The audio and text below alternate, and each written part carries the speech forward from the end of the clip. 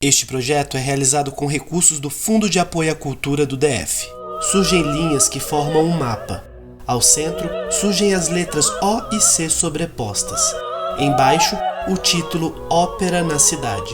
No Estalo Estúdio, Pedro acerta a posição do microfone, Xavier a posição da câmera. Maestro Matheus entra, senta-se na cadeira ao centro e prepara-se para falar.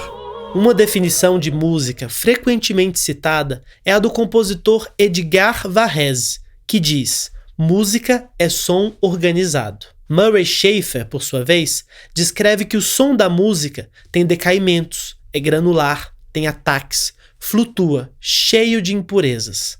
E tudo isso cria uma musicalidade, que vem antes de qualquer musicalidade dita cultural. A Enciclopédia Britânica, por sua vez, descreve que, embora não existam sons que possam ser descritos como inerentemente não musicais, os músicos de cada cultura tendem a restringir a gama de sons que admitem como música. Segundo essa abordagem, a música é a organização do som e do silêncio em formas que carregam significados culturalmente derivados, cultivadas para fim estético ou utilitário.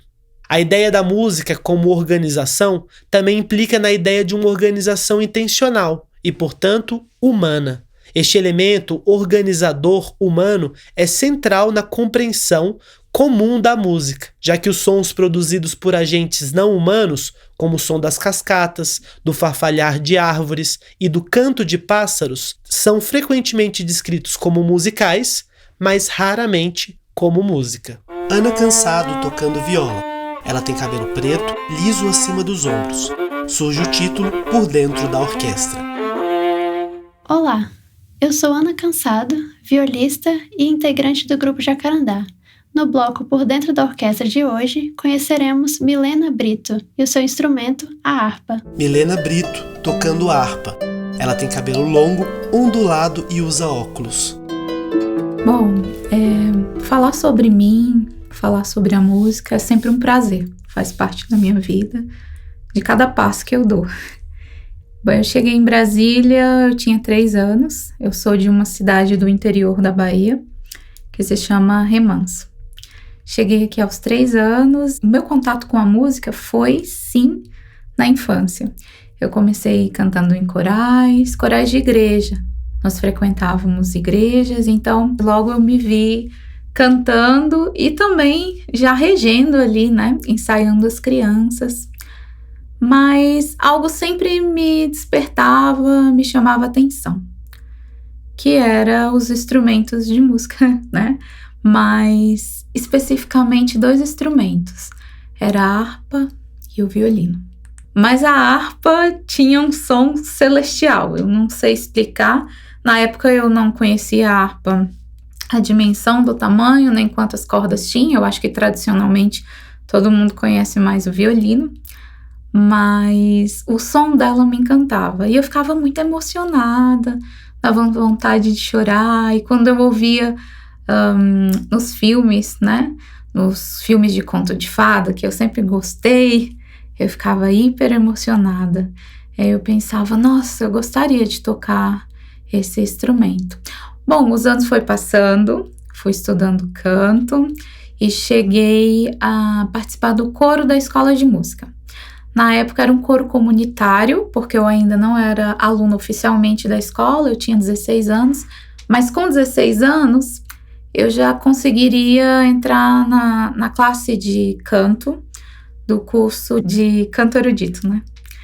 E aí eu fiquei hiper empolgada, eu vou estudar canto erudito, e aquele sonho da harpa ficou guardado. E aí no dia que eu fui fazer a inscrição, resolvi fazer a inscrição para a escola, fazer uma surpresa, na verdade, né? Para minha professora, na época, era a maestrina Rosilda Coller, que regia o coral. E aí ela tinha me falado para eu esperar um pouquinho para fazer canto e tudo, mas eu resolvi ir logo, eu fui afoita. E aí, no dia que eu fui para fazer a inscrição, não tinha canto erudito. E aí eu fiquei assim, o que eu vou fazer? E aí eu olhei os instrumentos, aí de repente eu vi harpa e parecia que tava brilhando ali pra mim, sabe? Aquela luz batendo ali, dizendo, olha, faz harpa. E aí fiz a inscrição, era uma vaga só. Aí eu pensei, bom, se realmente eu for sorteada, é porque realmente é pra eu seguir na música com a harpa também. Bom, um mês depois eu fui sorteada e comecei a estudar harpa. E dali eu vi, não, realmente a harpa me escolheu, não era só emoção, não era só um desejo, mas era isso que eu queria mesmo seguir. E aí comecei a estudar, me formei na escola de música, estudei na UNB, fiz graduação na UNB, lá também fiz graduação em canto, fiz o bacharelado. Na escola de música me informei com a Cristina Carvalho, que é arpista da Orquestra do Teatro aqui de Brasília. E aí foi só paixão, cada vez mais eu ia me envolvendo com o instrumento e aí tomei a decisão de realmente, não, eu vou seguir na harpa, vou ser arpista, e é isso. Aí hoje, formada, trabalho dando aulas, né, dou classes de harpa, também faço parte da orquestra da Força Aérea Brasileira, cada dia mais apaixonada por meu instrumento. Eu acho que a gente, como eu posso dizer, renova esse amor a cada novo trabalho. É sempre um prazer falar sobre a harpa, apresentar meu instrumento, né? E apresentar as possibilidades para que crianças, adultos, jovens, né, possam também estudar da música, né, e desfrutar desse instrumento, da harpa. Bom, vamos falar um pouquinho então de até onde nós conhecemos, né, da harpa, onde ela surgiu. A harpa mais antiga que foi encontrada assim na história foi na Mesopotâmia. Ela tem cerca de 2.600 anos, né, antes de Cristo. É uma harpa feita de cordas de tripa. Não é uma harpa como essa, que tem muitas cordas, né? Tinham menos cordas. Mas ela é uma harpa um pouco diferenciada, né? Ela é triangular também, mas ela é, como eu posso dizer, ela tem uma parte menor, né, da sua caixa acústica, diferente dessa harpa que nós estamos vendo. Essa é uma das harpas que eu toco, aproveitando para falar de harpas. Essa harpa é uma harpa de lever harp, é uma harpa que tem alavancas, traduzindo lever seria alavanca, uma harpa bem mais moderna do que essa que eu citei, é uma harpa já da Renascença, né, depois de Cristo, e ela já tem o que a gente pode falar dessas alavancas é que são acidentes que passou a se usar nesse instrumento, né, e aumentar também o número de cordas, porque, como eu citei, a harpa anterior descoberta tinha bem menos cordas, né, mais ou menos o que a gente chama aqui de oitavo, de sétima, seria o sistema tonal, como nós temos hoje, era bem diferente, né. Bom, e aí, voltando aqui à nossa harpa, essa harpa de alavanca, ela tem essas alavancazinhas que a gente levanta, né? E a gente altera o som.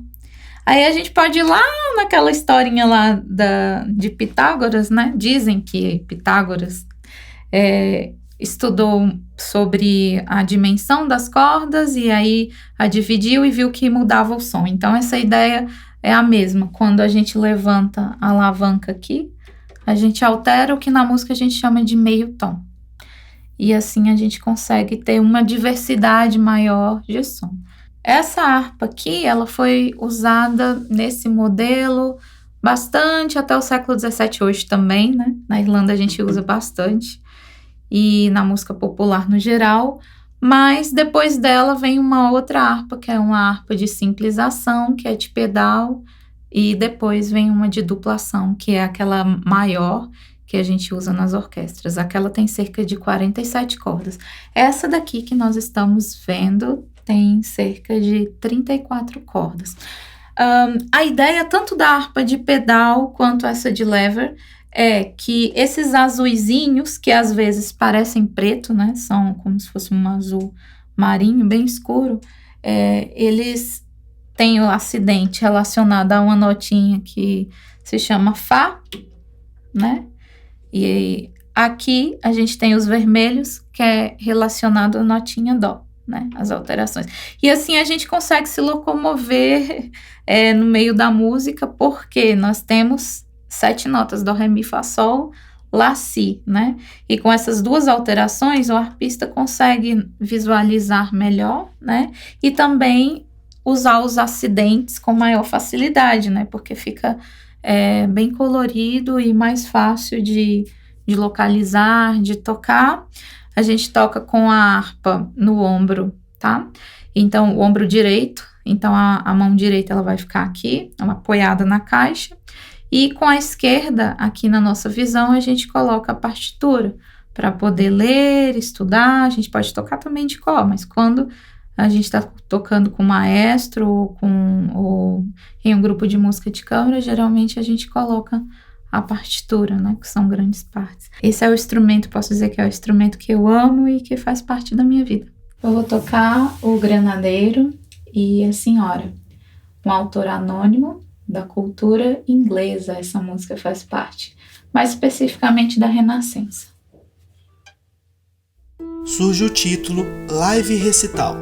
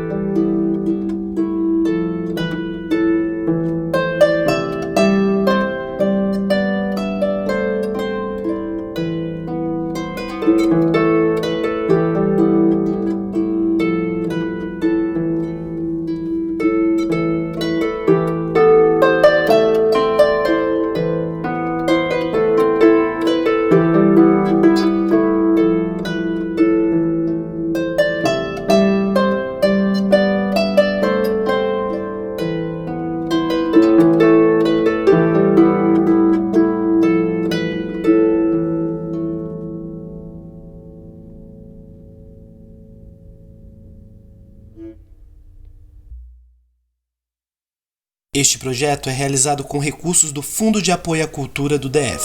Surgem linhas que formam um mapa. Ao centro, surgem as letras O e C sobrepostas. Embaixo, o título Ópera na Cidade. Olá! Na cidade italiana de Florença, importante centro irradiador do humanismo e da cultura do Alto Renascimento, surgiram as primeiras óperas da história. Como gênero que surgiu para abarcar música, poesia, teatro e dança, a ópera foi levada por trupes itinerantes para outras cidades italianas. Antes de sairmos fronteiras e mares afora, neste episódio do Ópera na Cidade, vamos explorar a ópera italiana a partir da obra de 5 pináculos da música italiana: Rossini, Donizetti, Bellini, Verdi e Puccini.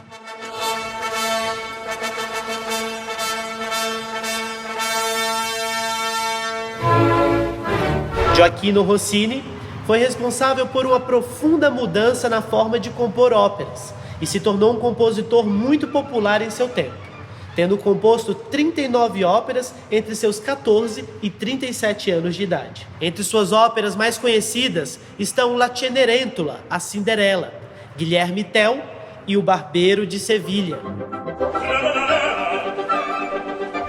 O Barbeiro de Sevilha, uma ópera bufa, gênero cômico que foi muito popular na Itália, tem libreto baseado na comédia homônima do dramaturgo francês Pierre Beaumarchais. Esta ópera, em 2 atos, conta a história de Fígaro, um barbeiro que faz de tudo na cidade.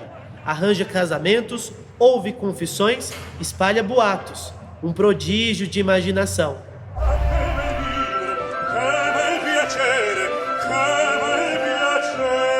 Segundo o próprio compositor, a obra foi composta em apenas 2 semanas. Em sua estreia em 1816, recebeu vaias insistentes da plateia mas se tornou em seguida um enorme sucesso de público, entrando para o cânone da ópera de repertório.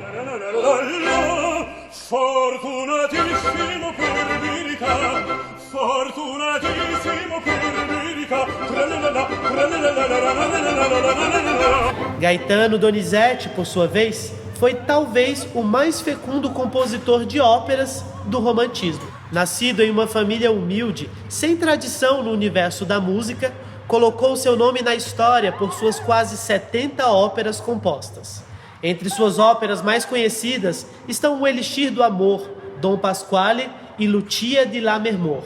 Lucia di Lammermoor, ópera de gênero trágico em 3 atos, com libreto baseado no romance A Noiva de Lammermoor, do escritor escocês Walter Scott, conta a história de amor, loucura e poder dos clãs Ashton e Ravenswood, tendo ao centro da narrativa o amor impossível da jovem e apaixonada Lucia.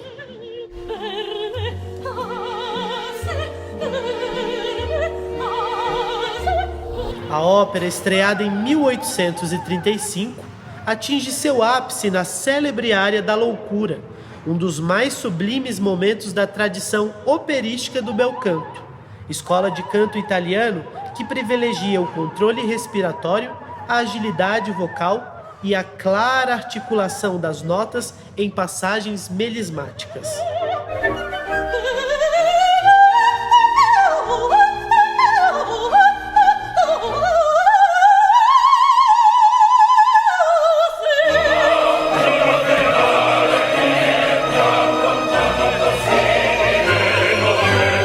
Vincenzo Bellini foi outro representativo compositor do bel canto italiano, conhecido por suas longas e virtuosísticas linhas melódicas. As suas óperas mais representadas em teatros de todo o mundo são A Sonâmbula, Os Puritanos e Norma. Nos bosques do coração da Gália, a grande sacerdotisa Norma apaixona-se por Polione, procônsul romano com quem tem 2 filhos.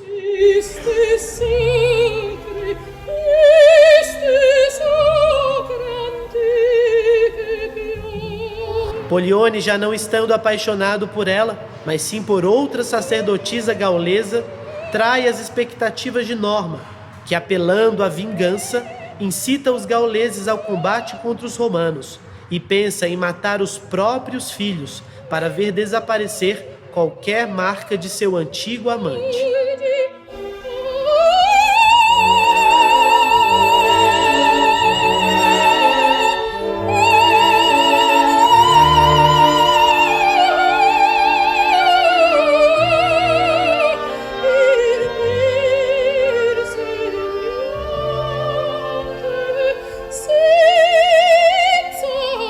Norma, ópera de gênero trágico em 2 atos, foi estreada em 1831. O papel protagonista de Norma é geralmente apontado como um dos mais difíceis do repertório para a voz de soprano. Maria Callas é considerada por muitos como a principal intérprete deste papel.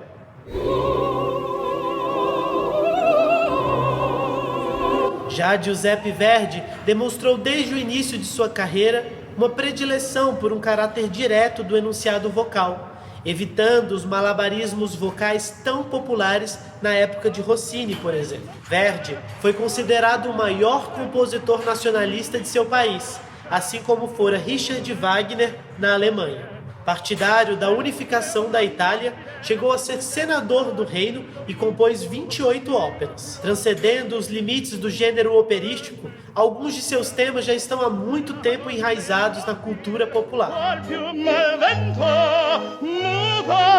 como La Donna è mobile, da ópera Rigoletto.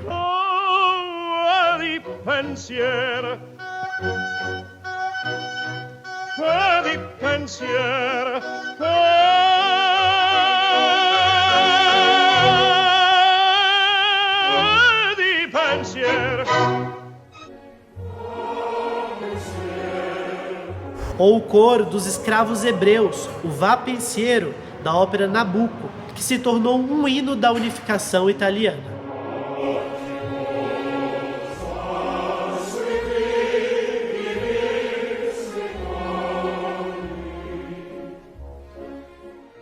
além do Libiamo, ou Valsa do Brinde, da ópera La Traviata.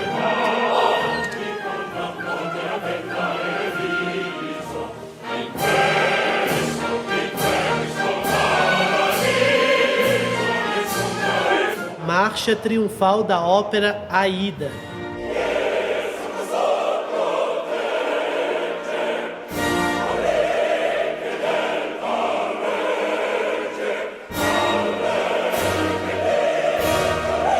Verdi trabalhou conjuntamente com importantes poetas italianos, como Francesco Maria Piave e Arrigo Boito, para a criação dos libretos de suas óperas, imbuídas de máxima expressão dramática. Não é à toa que suas obras-primas dominam o repertório de casas de ópera em todo o mundo, 1 século e meio depois de suas composições. Nenhum outro compositor conseguiu igualar-se a Verdi em quesito de popularidade, com exceção, talvez, de Giacomo Puccini. As óperas de Puccini estão entre as mais apresentadas nos teatros atualmente. Influenciado pelo verismo, corrente literária italiana do final do século XIX, que se fundamentava em princípios realistas, Puccini revela em sua música influências da beleza nostálgica das óperas italianas do romantismo, somada às influências modernas do impressionismo, do orientalismo e até do modernismo de Igor Stravinsky.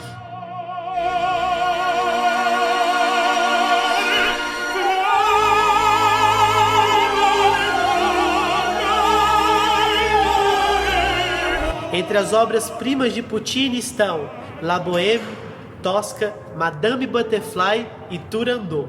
Os temas principais das óperas de Puccini são as heroínas, o amor e o fim trágico.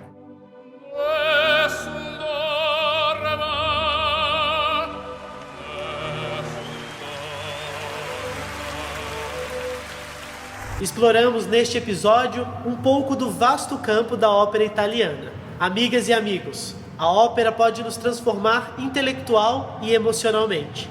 Esse foi o Ópera na Cidade. Até a próxima.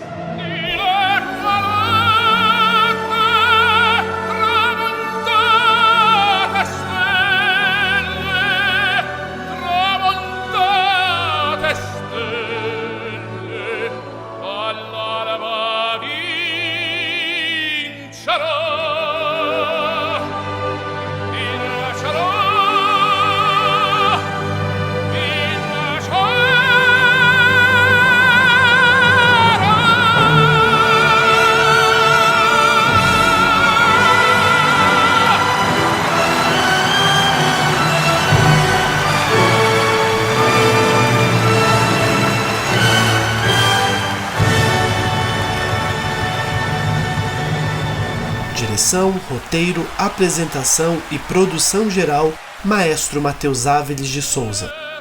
Apresentação, Ana Cansado, viola. Apresentando, Monique dos Anjos, violino.